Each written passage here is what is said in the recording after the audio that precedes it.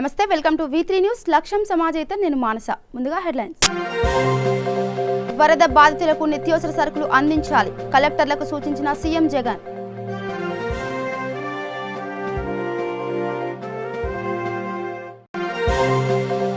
ఎన్ని అవాంతరాలు ఎదురైనా తెలంగాణలో అభివృద్ధి ఆగదు, సూర్యాపేట పర్యటనలో మంత్రి జగదీష్ రెడ్డి.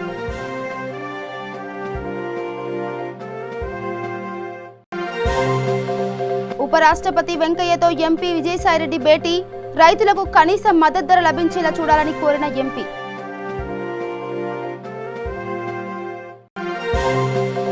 విజయవాడలో ఉద్రిక్తత, అమరావతి మహిళా రైతుల మెరుపు ధర్నా, ఏఎంఆర్టీఏ ముట్టడికి యత్నం, అడ్డుకున్న పోలీసులు.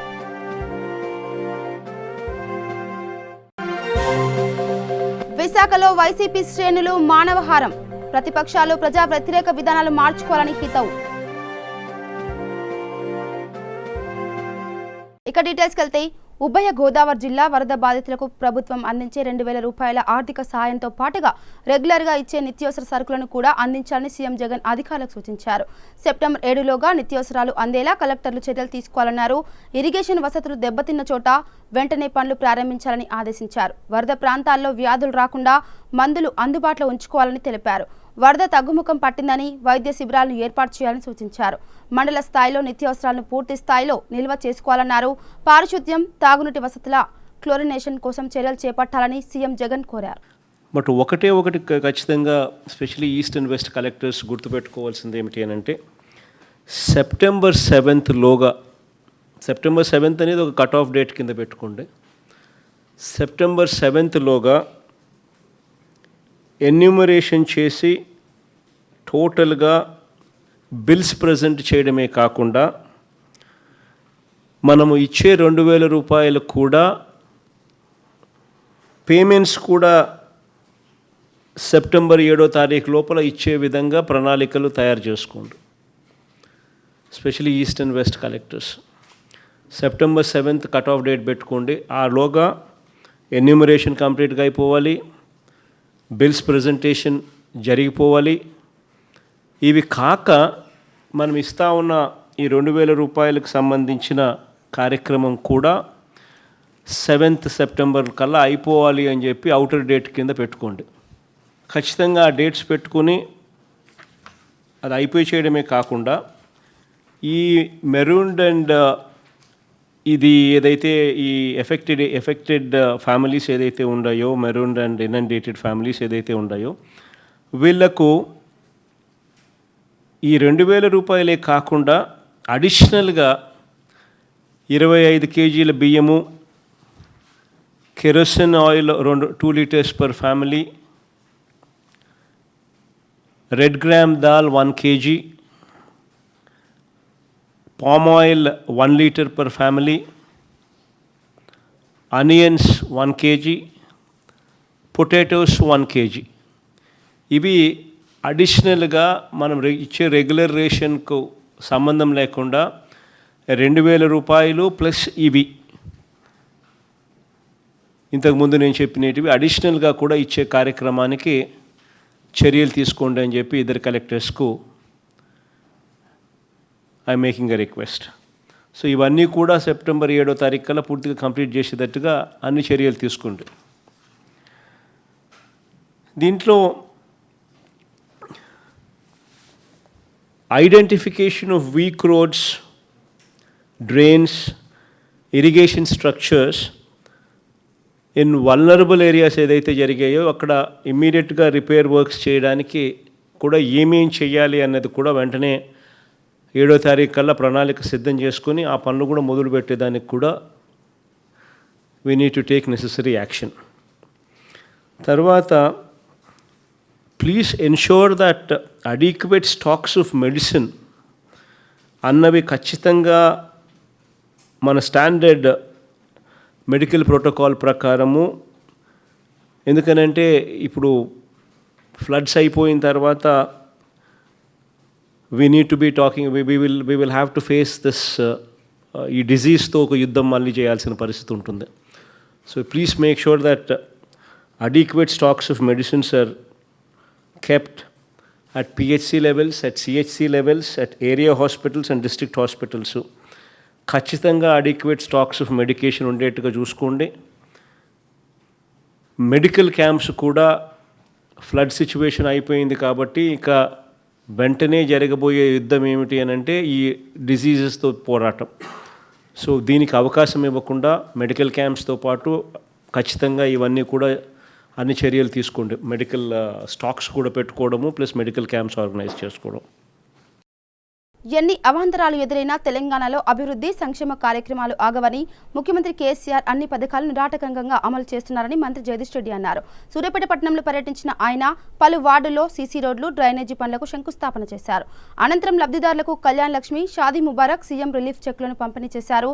గ్రామాల్లో కూడా కరోనా విస్తరిస్తున్న క్రమంలో ప్రజలు జాగ్రత్తగా ఉండాలని జగదీష్ రెడ్డి కోరారు. కరోనాకు భయపడేది లేదని తగు జాగ్రత్తలు తీసుకుంటూ జీవించాలని మంత్రి కోరారు.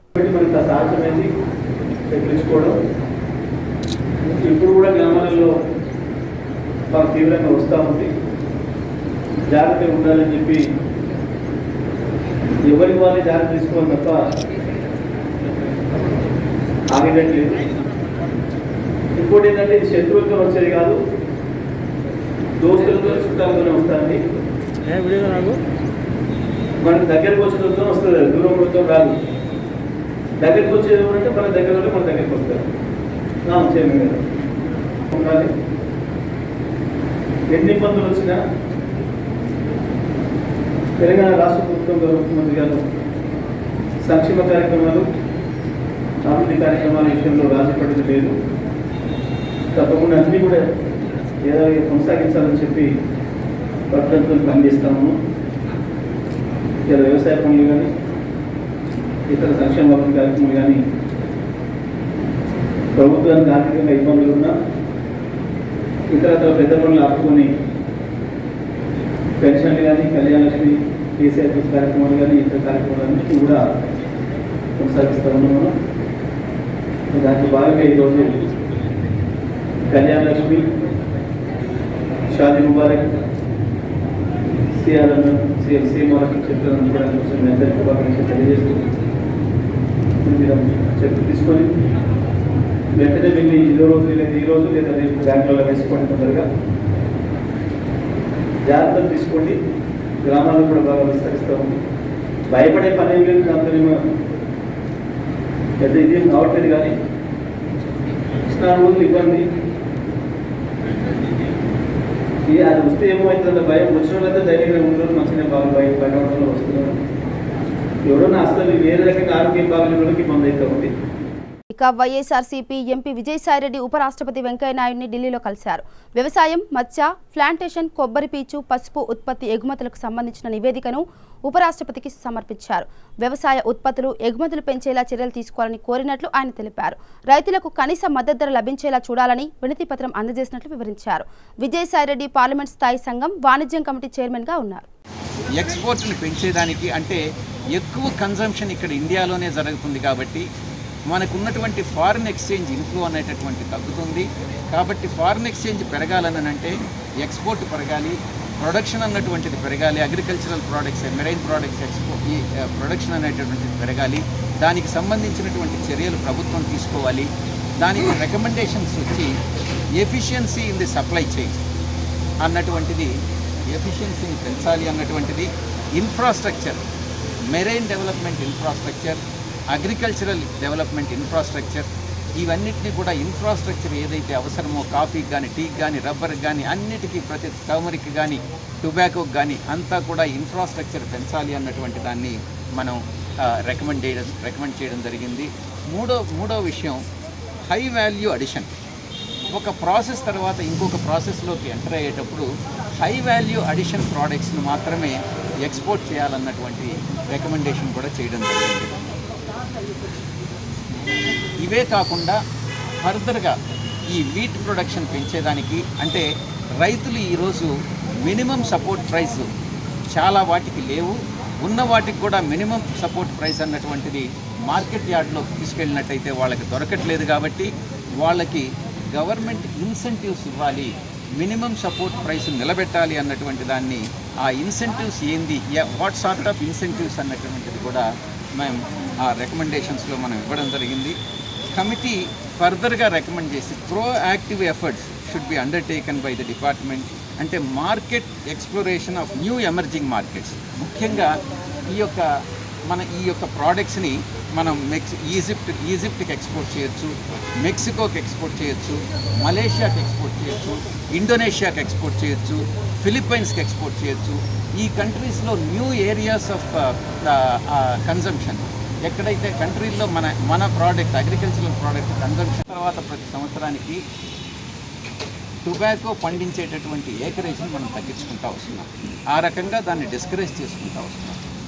దానికి బదులుగా టొబాకో ఫార్మర్స్ని టొబాకో ఎంకరేజ్ చేసి టొబాకో ప్రొడక్షన్ని ఇంక్రీజ్ చేసి ఈ ఐటీసీ లాంటి యూనిట్స్, సిగరెట్ మ్యానుఫ్యాక్చరింగ్ యూనిట్స్ ఏదైనా ఉంటే అది అబ్రాడ్లో అన్నా పెట్టడం, లేకుంటే ఇక్కడే పెట్టి ఓన్లీ ఎక్స్పోర్ట్ చేయడం, ఇండియాలో కన్సంప్షన్ తగ్గించడం, అది ఓన్లీ ఎక్స్పోర్ట్ మార్కెట్ వరకే పరిమితం చేయడం, అది కూడా సబ్జెక్టు WHO రెగ్యులేషన్స్ ప్రకారం చేయాలి. అటు ఫార్మర్స్ నష్టపోకూడదు, అటు ఫ్యాక్టరీ ప్రొడక్షన్ ఏదైతే సిగరెట్స్ ప్రొడక్షన్ చేస్తున్నాయో అక్కడ ఉన్నటువంటి లేబర్ ఎవరైతే ఉన్నారో వాళ్ళు అన్ఎంప్లాయ్మెంట్కి గురి కాకూడదు.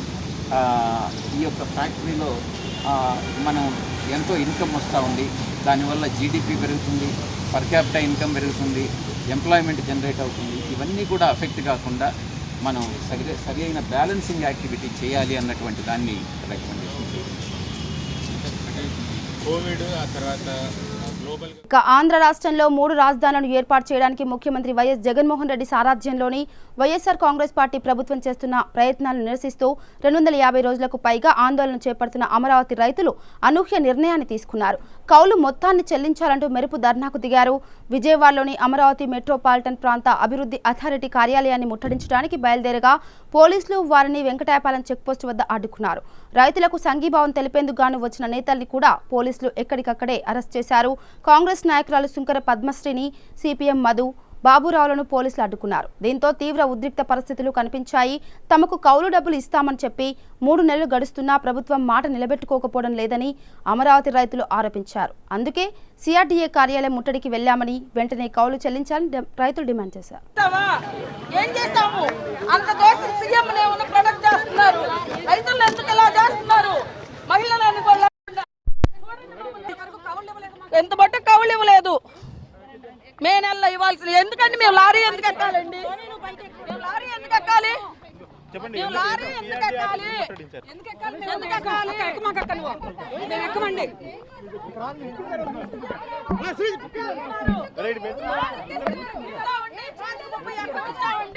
మాకు 30 ఎకరం ఇచ్చినాము. ఇచ్చిన వాళ్ళు మమ్మల్ని ఎందుకు ఎక్కిస్తున్నారు?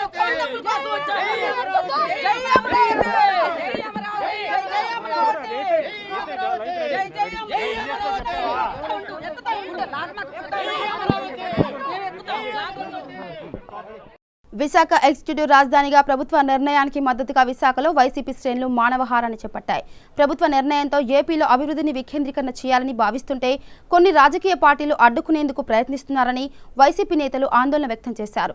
విశాఖకు ఎగ్జిక్యూటివ్ రాజధానిగా అన్ని హంగులు ఉన్నాయని, ప్రభుత్వ నిర్ణయం ఉత్తరాంధ్ర ప్రజలు స్వాగతిస్తున్నారని వైసీపీ నేత కేకే రాజు అన్నారు. ఇప్పటికైనా ప్రతిపక్షాలు ప్రజా వ్యతిరేక విధానాలు మార్చుకోవాలని సూచించారు. రాజధాని అనేది ఉత్తరాంధ్ర ప్రాంత ప్రజల హక్కు. అంతేకాకుండా గౌరవ ముఖ్యమంత్రి వైఎస్ జగన్మోహన్ రెడ్డి గారు తీసుకున్న నిర్ణయం ఈ రాష్ట్రంలో ఉన్న 5 కోట్ల మంది పైగా ప్రజలందరూ కూడా స్వాగతించి సమర్థించి జగన్మోహన్ రెడ్డి గారు తీసుకున్న మద్దతు తెలుపుతున్నారు. దానికి ముఖ్య కారణం ఈ రాష్ట్రంలో ఉన్న రాయలసీమ, మధ్య కోస్తా, ఉత్తరాంధ్ర ప్రాంతాలు ప్రజలందరూ కూడా కలిసిమెలిసి సామరస్యపూర్వకంగా చేయి కలిపి ఒక సమగ్రతతో 3 ప్రాంతాలని కూడా సమానంగా అభివృద్ధి చేసుకుని భవిష్యత్తులో గతంలో జరిగిన పొరపాట్లు జరగకుండా 3 ప్రాంతాల మధ్య ఎలాంటి తారతమ్యాలు లేకుండా ఉండాలంటే రాయలసీమ, మధ్య కోస్తా 3 ప్రాంతాలు సమానంగా అభివృద్ధి చేయాలనే ఉద్దేశంతో రాయలసీమ ప్రాంతంలో ఉన్న కర్నూలుకి న్యాయ రాజధాని, అమరావతి ప్రాంతంలో శాసన రాజధాని, విశాఖపట్నాన్ని పరిపాలనా రాజధానిగా చేయడం ద్వారా, ముఖ్యంగా విశాఖపట్నాన్ని పరిపాలనా రాజధానిగా చేయడం ద్వారా ఉత్తరాంధ్ర ప్రాంతం, వెనకబడిన ఉత్తరాంధ్ర ప్రాంతాన్ని అభివృద్ధి పరచడంతో పాటు ముఖ్యంగా విశాఖపట్నం నగరానికి ఒక రాజధానికి కావాల్సిన అన్ని అర్హతలు కూడా ఉన్నాయి. ఇప్పటికే విశాఖపట్నం నగరంలో ఇన్ఫ్రాస్ట్రక్చర్ మొత్తం కూడా ఉంది. ఇక్కడ రాజధాని చేయాల్సినట్టు చంద్రబాబు నాయుడు సొల్లు కవులు చెప్పి లక్షల కోట్లు ఇక్కడ రాజధానికి నగరానికి పెట్టుబడి పెట్టాల్సిన అవసరం విశాఖపట్నంలో లేదు. చంద్రబాబు నాయుడు ఏం చెప్పాడో మనందరికీ తెలుసు. 2014 ఎన్నికల్లో తెలుగుదేశం పార్టీ అధికారంలోకి వచ్చిన తర్వాత మొట్టమొదటి క్యాబినెట్ మీటింగ్ ఆంధ్ర యూనివర్సిటీలో పెట్టిన రోజు చంద్రబాబు నాయుడు క్యాబినెట్లో ఉన్న అయ్యన్న పాత్రుడు గారు ఆ రోజు ఏం మాట్లాడారు మీరు? విశాఖపట్నాన్ని ఒక ఆర్థిక రాజధానిగా తీర్చిదిద్దుతాం, దేశం గర్వించే నగరంగా విశాఖపట్నాన్ని తీర్చిదిద్దుతామని ఈరోజు మీరు పెట్టుబడుల సదస్సుల పేరుతో విశాఖపట్నాన్ని ఒక ఫంక్షన్ హాల్లా వాడుకుని ఈరోజు విశాఖపట్నం ప్రాంతం మీద, ఉత్తరాంధ్ర ప్రాంతం మీద, ఈ ప్రాంత అభివృద్ధి మీద అక్కసు కక్కుతూ ఈ ప్రాంతాన్ని వెనక్కి నెట్టబడే కార్యక్రమాలు చేయడం మేము తీవ్రంగా ఖండిస్తున్నాం. ఇప్పటికైనా న్యాయబద్ధమైన కోరిక విశాఖపట్నం పరిపాలనా రాజధాని ఉత్తరాంధ్ర ప్రాంత ప్రజలందరూ కూడా మనస్ఫూర్తిగా కోరుకుంటున్నారు. ఇప్పటికైనా దీనికి మీరు ఆటంకం కలిగించకుండా మీ బుద్ధి మార్చుకోకపోతే మిమ్మల్ని ఈ ఉత్తరాంధ్ర ప్రాంత ప్రజలు తరిమి కొట్టే పరిస్థితులు వస్తాయి. ఎందుచేతంటే విశాఖపట్నం నగరానికి అన్ని రంగాల్లోని కూడా ప్రపంచంలో ఏ ప్రాంతం నుంచైనా సరే త్వరితగతిని చేరుకుని ఈ ప్రాంతానికి అన్ని అవకాశాలు ఉన్నాయి. కాబట్టి ఈ నగరానికి అన్ని అర్హతలు ఉన్నాయి. కాబట్టి మా యొక్క డిమాండ్, న్యాయబద్ధమైన డిమాండ్, ఈ ప్రాంత వాసులందరూ కూడా ఈరోజు కోరుకుంటూ ఉన్న పరిపాలనా రాజధాని కావాలని మా న్యాయబద్ధమైన డిమాండ్ని తెలుగుదేశం నాయకులు ఆటంకం కలిగించదని డిమాండ్ చేస్తూ, అదేవిధంగా జగన్మోహన్ రెడ్డి గారు తీసుకున్న నిర్ణయానికి ఈ ప్రాంతంలో ఉన్న అందరూ, అన్ని వర్గాల వారు, మేధావులు కానీ, నిపుణులు కానీ, విద్యార్థులు కానీ, అన్ని రంగాల వారు కూడా స్వాగతిస్తున్నారు. జగన్మోహన్ రెడ్డి గారి సంకల్పం మంచి నిర్ణయం, అది నెరవేరి తీరుతుంది. మీరు ఎప్పుడు చూడలేదు. ఈరోజు ఏదైతే గ్రీన్ ఛాలెంజ్ వల్ల ముక్కలు నాటడం వల్ల ఇన్ని వర్షాలు ఎప్పుడు చూడలేమను. నేను 5 సార్లు ఎమ్మెల్యే అయ్యాను. ఇన్ని వర్షాలు కానీ, చెరువులు కానీ, అదేవిధంగా పెద్ద ప్రాజెక్టులు నిండి, నిన్ననే నేను రాత్రి మీడియా చూశాను, సింగూరు ప్రాజెక్టులో కూడా గేట్లు ఎత్తారు. అంటే సింగూరు ఎప్పుడు కూడా 3 టీఎంసీలు 2 టీఎంసీలు దాటేది కాదు. అలాంటి ఈరోజు సింగూరు ప్రాజెక్టులో కూడా గేట్లు ఎత్తారంటే ఈ రాష్ట్ర ప్రభుత్వం, గౌరవ ముఖ్యమంత్రి గారు ఒక అపార భగీరథగా కార్యక్రమాలు చేపడుతున్నారు. కాబట్టి అన్ని ప్రాజెక్టులు, అన్ని చెరువులు నిండుతూ ఉన్నాయి. ఇన్ని కార్యక్రమాలు చూసి కూడా నుండి చూడలే, మనం తినలేకపోతున్నారు, కళ్ళుండి చూడలేనటువంటి అభాగ్యులను మనం ఏం చేయలేం. కాబట్టి ఇక నల్గొండ జిల్లా మిర్యాలగూడ పట్టణంలోని గాంధీనగర్ కనకదుర్గమ్మ దేవాలయంలో చోరీ జరిగింది. గర్భగుడి తాళం పగలగొట్టి అమ్మవారి విగ్రహంపై ఉన్న 12 కిలోల వెండి, 2 తులాల బంగారు ఆభరణాలు, నగదును అపహరించారు దుండగులు. దేవాలయంలో సీసీటీవీ ఫుటేజ్ ఆధారంగా పోలీసులు దర్యాప్తు చేపట్టారు. వరంగల్ అర్బన్ జిల్లా వేలేరు మండలం ఎర్రబెల్లి గ్రామంలోని వట్టలకుంటను జడ్పీటీసీ చాడ సరిత పరిశీలించారు. గత కొన్ని రోజులుగా కురిసిన భారీ వర్షాలకు కుంట నిండిపోవడంతో కొందరు రైతులు కుంట తూము గేట్లు తెరిచారు. దీంతో కుంట కింది పంట పొలాలు నీటి వరదకు గురై రైతులకు తీవ్ర నష్టం వాటిల్లిందని జడ్పీటీసీకి గ్రామస్తులు ఫిర్యాదు చేశారు. ఈ మేరకు కుంటను పరిశీలించి రెవెన్యూ అధికారులకు సమాచారం అందించారు. రెవెన్యూ అధికారులు సంఘటన స్థలానికి చేరుకొని పరిస్థితిని పరిశీలించారు. తూము గేట్లు తెరిచిన వారిపై తగు చర్యలు తీసుకోవాలని రైతులు ఆగ్రహం వ్యక్తం చేస్తున్నారు. ఎర్రబెల్లి గ్రామ వటెల్కుంట కింది రైతులం. ఈ వటెల్కుంట అనేది ఎర్రబెల్లి గ్రామంలో దాదాపు 120 సంవత్సరాల క్రితం నిర్మితమైనది. దీనికి ప్రభుత్వం నుంచి కూడా మరమ్మతులు రావడం జరిగింది, మరమ్మతు చేయడం కూడా జరిగింది. ఈ కుంట నింపడం వల్ల ఈ కుంట కింద ఉండబడేటువంటి దాదాపు 150 మంది రైతుల బావులలోకి నీరు దాదాపు సంవత్సర కాలం పాటు వస్తూ ఉంటాయి. దానివల్ల మేము వ్యవసాయం చేసుకొని జీవనం సాగిస్తూ ఉంటాం. అయితే ఈ మధ్య కాలంలో కొన్ని సంవత్సరాల నుంచి పూర్వం ఉన్న భూముల వాళ్ళు ఈ భూమిని అమ్ముకోవడం వల్ల కొందరు కొనుగోలు చేసి దీనిని ఈ కుంటలో ఎప్పుడు కూడా నీళ్లు నిల్వ ఉండకుండా తూము తీయడం, తర్వాత దానికి ఉండబోయేటువంటి మత్తడిని ధ్వంసం చేయడం, ఈ విధమైనటువంటి చర్యలకు పాల్పడడం వల్ల ఈ కుంట నుంచి కిందికి ఉండబోయేటువంటి దాదాపు 200 మంది రైతుల యొక్క పంటలు పూర్తిగా నష్టం కావడం, తర్వాత ఈ కుంట నుంచి గొలుసు కట్ట చర్య వల్ల ఏ విధంగానైతే కుంటలు నిండుతూ ఉంటాయో దీనివల్ల 2-3 కుంటలు నిండుకుంటూ ఆ కుంటలలో ఉండబోయేటువంటి భూములన్నీ కూడా ముప్పుకు గురై ఎర్రబెల్లి నుంచి నారాయణగిరి వరకు ఉండబోయేటువంటి రైతుల యొక్క పొలాలలో ఎరువులు వేసుకోవడం కానీ, కలుపు మందులు వేసుకోవడం కానీ, నాట్లు వేసుకోవడానికి కానీ ఇబ్బంది కలుగుతూ ఉన్నది. అయితే ఇక్కడ మేమే రైతులమందరం కూడా తీసి ఉన్న తూమును ధైర్యం చేసి అక్కడికి పోయి తూమును మూసివేయడం జరిగింది. మూసివేసిన తర్వాత 2 రోజులు మాత్రమే అది కట్టుదిట్టంగా ఉన్నది. ఉన్న తర్వాత రైతులందరూ కూడా నాట్లు వేసుకోవడం, పిండి చల్లుకోవడం అనేటువంటి జరిగింది. అటు పిండి చల్లుకోక ముందుకే మళ్ళీ కూడా ఈ కుంట యొక్క పైకి ఉండబోయేటువంటి రైతులందరూ కూడా మళ్ళీ దొంగతనంగా తూము తీయడం వల్ల కుంటలో ఉండబోయేటువంటి నీళ్ళన్నీ కూడా బయటకు పోవడం జరిగింది. బయటకు వచ్చి కింది రైతుల యొక్క పొలాలలో వేసేటువంటి ఎరువులన్నీ కూడా కొట్టుకొని పోవడం, అపారమైనటువంటి కొన్ని లక్షలలో నష్టం జరగడం జరిగింది. దీనిని మేము ఎంఆర్ఓ, రెవెన్యూ డిపార్ట్మెంట్ వాళ్ళకు దృష్టికి తీసుకుపోవడం జరిగింది, ఇరిగేషన్ వాళ్ళ యొక్క దృష్టికి తీసుకుపోవడం జరిగింది, పోలీస్ స్టేషన్ వారి యొక్క దృష్టికి కూడా తీసుకుపోవడం జరిగింది. అయినప్పటికీ కూడా వాళ్ళు వేడి నీళ్ళ మీద చల్లనీళ్ళు చల్లినట్టు నిశ్శబ్దంగా ఉండడం అనేటువంటి జరిగింది. ఎవరు కూడా ఇక్కడికి ఈ యొక్క కుంట కట్ట మీది కానీ కుంట దగ్గర కానీ ఏ అధికారులు కూడా రాకపోవడం వల్ల, వాళ్ళు తగిన చర్యలు తీసుకోకపోవడం వల్ల కుంటలో ఉండబోయేటువంటి నీరంతా కూడా బయటకు పోవడం అనేటువంటిది, కుంట ఖాళీ కావడం అనేటువంటిది జరిగింది. మేము ఈ కుంట కింద దాదాపు 200 మంది 300 మంది రైతులము జీవనం వ్యవసాయం మీదనే ఆధారపడి ఉండబోయేటువంటి వాళ్ళం. ఇవాళ తెలంగాణ రాష్ట్రం అనేటువంటిది, తెలంగాణ ఉద్యమం అనేటువంటిది నీళ్లు నిధులు నియామకాలు అనేటువంటి నినాదంతో మాత్రమే వచ్చింది. ఇందులో నీళ్లు మాత్రమే వ్యవసాయదారులకు సంబంధించినటువంటి అంశం. ఇవాళ నీళ్ళ కొరకే ఇవాళ కాళేశ్వరం ప్రాజెక్టు కట్టడం జరిగింది. గోదావరి నీళ్లను ఇక ప్రాచీన ఆలయంలోని హుండీ తలాలను పగలగొట్టి చోరీకి పాల్పడిన ఘటన చంద్రాయనగుట్ట పిఎస్ పరిధిలోని శ్రీ స్వయంభూ లక్ష్మీ చెన్నకేశవ స్వామి ఆలయంలో చోటు చేసుకుంది. సంఘటన స్థలాన్ని Chandrayangutta detective inspector Prasad Varma clues team పరిశీలించారు. హుండీలో దాదాపు 35,000 రూపాయలు నగదు, వెండి ఆభరణాలు ఉంటాయని ఆలయ పూజారి తెలిపారు. దీనిపై కేసు నమోదు చేసుకున్న పోలీసులు దర్యాప్తు చేపట్టారు. ఇక నాగర్ కర్నూలు జిల్లా కొల్లాపూర్ పట్టణ కేంద్రంలో మాజీ మంత్రి జూపల్లి కృష్ణారావు కరోనా నుండి త్వరగా కోలుకోవాలని ఆయన అభిమానులు రామమందిరంలో ప్రత్యేక పూజలు చేశారు. యువసేన కార్యకర్తలు బోరెల్లి మహేష్ మాట్లాడుతూ జూపల్లి నియోజకవర్గంలో సాగునీరు అందించి రైతులకు ఎనలేని సేవలు చేశారని, తెలంగాణ ఉద్యమ స్ఫూర్తి ప్రదాత, ఉద్యమ సమయంలో మంత్రి పదవిని సైతం వదిలిపెట్టి రాజీనామా చేసి తెలంగాణ ఉద్యమంలో పాల్గొన్నారని అన్నారు. దైవ అనుగ్రహంతో ఆయన త్వరగా కోలుకోవాలని కోరారు. ఈరోజు కోహినూరు వజ్రంగా మార్చినటువంటి చరిత్ర మన మాజీ మంత్రివర్యులు జూపల్లి కృష్ణారావు గారిది. అటువంటి ఇంకోటి తెలంగాణ ఉద్యమంలో రాష్ట్ర మంత్రి పదవిని, ఎమ్మెల్యే పదవిని, అధికార పార్టీని సైతం వదిలి ఈ రోజు తెలంగాణ కోసం రాజీనామా చేసి తెలంగాణ సాధించడంలో ముఖ్య సాధనకర్తగా ముఖ్యంగా పనిచేసినటువంటి ఏకైక వ్యక్తి తెలంగాణ రాష్ట్రంలో జూపల్లి కృష్ణారావు గారు అని చెప్పి ఈ సందర్భంగా తెలియజేస్తా ఉన్నాను. అటువంటి ఆయన ఈ రోజు కరోనా బారిన పడడం జరిగింది. ఆ కరోనా పూర్తిగా ఎప్పుడైతే నిర్మూలన అవుతుందో అంతవరకు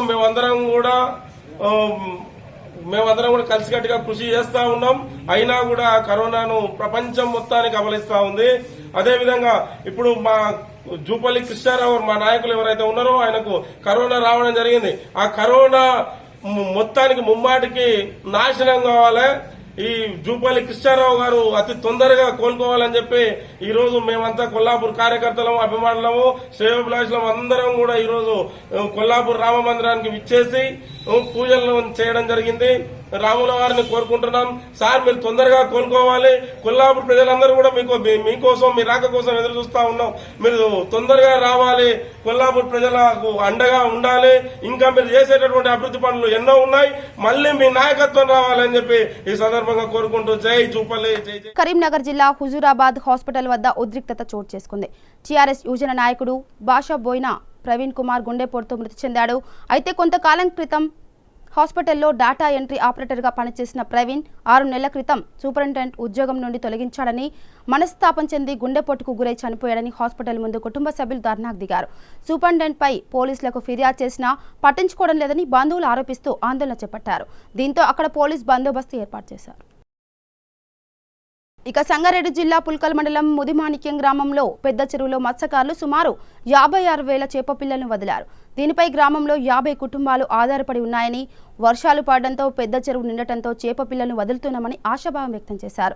ఉచితంగా పంపిణీ చేస్తున్న తెలంగాణ ప్రభుత్వానికి వారు కృతజ్ఞతలు తెలిపారు. ఈ కార్యక్రమంలో గ్రామ పంచాయతీ సెక్రటరీ సంతోష, వీఆర్ఓ లక్ష్మణ్, గ్రామ సర్పంచ్ అరుణ, యాదగిరి పాల్గొన్నారు.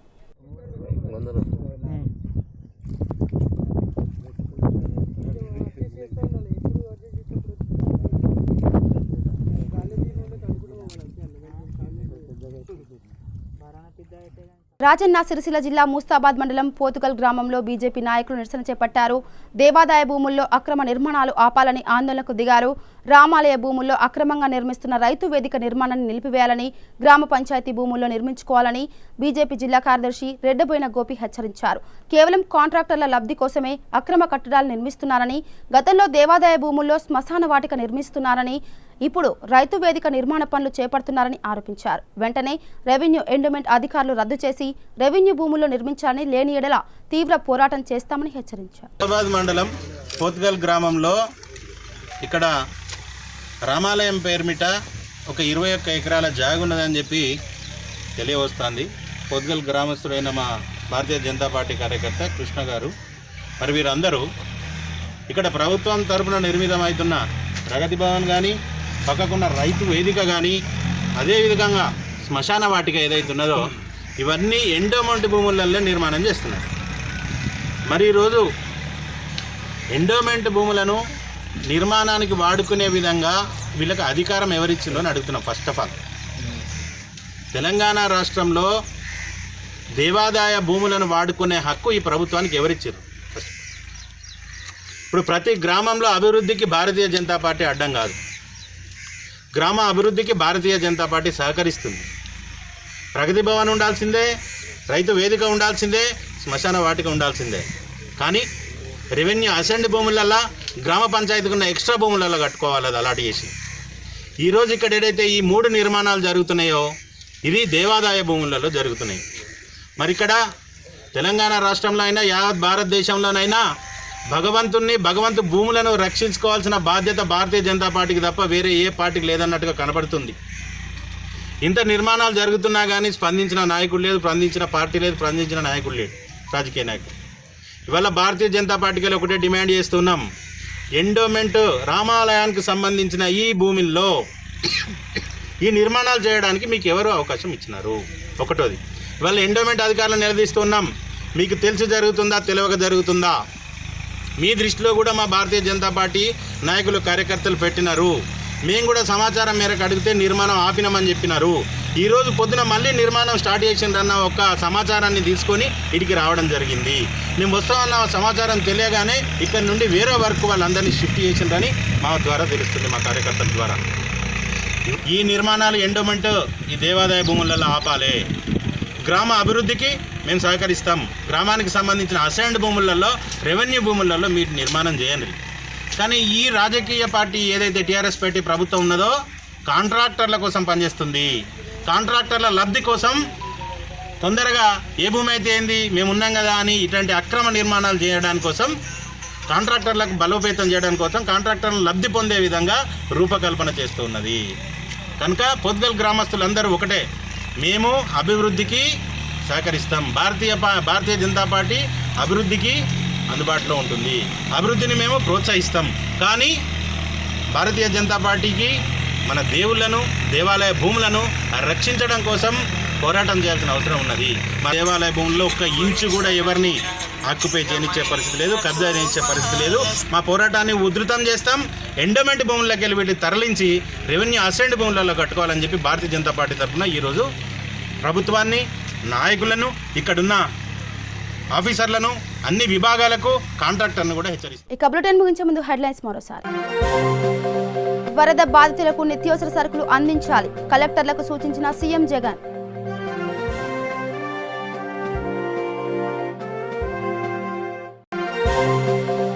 ఎన్ని అవాంతరాలు ఎదురైనా తెలంగాణలో అభివృద్ధి ఆగదు, సూర్యాపేట పర్యటనలో మంత్రి జగదీష్ రెడ్డి.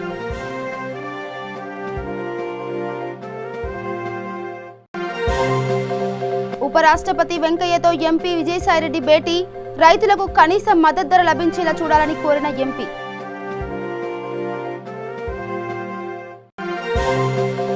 విజయవాడలో ఉద్రిక్తత, అమరావతి మహిళా రైతుల మెరుపు ధర్నా, ఏఎంఆర్టీఏ ముట్టడికి యత్నం, అడ్డుకున్న పోలీసులు.